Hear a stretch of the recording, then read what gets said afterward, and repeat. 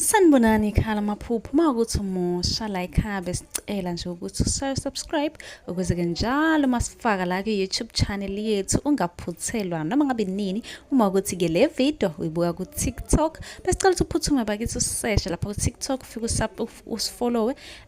Ngijwayele ukuba live nje uzobona wonke amavidiyo amaningi kodwa amavidiyo amaningi agcwele la ku-YouTube, so kwakho ukuthi usubscribe and turn on i-notification bell ukuze njalo uma ngifaka amavidiyo izothi nqinqi efonini yakho ukuze ubone ukuthi la sikhuluma ngani, ngoba wonke ama-comment eniwabuzayo ngizolokhu nje ngenza amavidiyo ngafaka. Uma-ke nawe ubuzile ungakayiboni impendulo yakho, scrolla semaningi amavidiyo engiwenzile uzofika-ke lapho ubone mhlawumbe impendulo yakho, noma mhlawumbe uphuphe ungeza nawe uzoscrolla uzocinga impendulo. Ake ngiqhubeke ngichaze amaphupho eniwabuze kuma-comment section.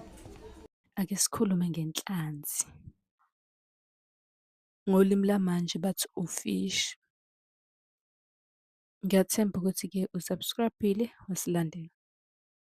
Inhlanzi-ke noma ufishi, lokho kusuke kuyisibonakaliso, uboniswa inhlahla enkulu ezayo.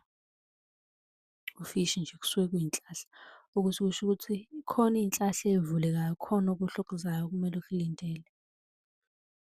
Nawe uma unombuzo ungabuza kwi-comment, sobe sesikwenzela eyakho ividiyo ngokuhlukile sichaza lokhu ozobe ukubuza nawe. Kanti uyakwazi-ke ukusibhalela ku-TikTok ucele inombolo ka-WhatsApp, usibhalele nje ku-inbox. Kwi-comment ubuze umbuzo sobe sesiwuthatha lowo mbuzo sikwenzele ividiyo siwuphendula sifaka impendulo ngaphezulu. Sichaza kabanzi ngalokhu wena ozobe ukubuzile ukuthi kahle kahle sibuza noma yini, noma ngase siwona amaphupho kuseceleni ngokwesintu ubuze nisale kahle.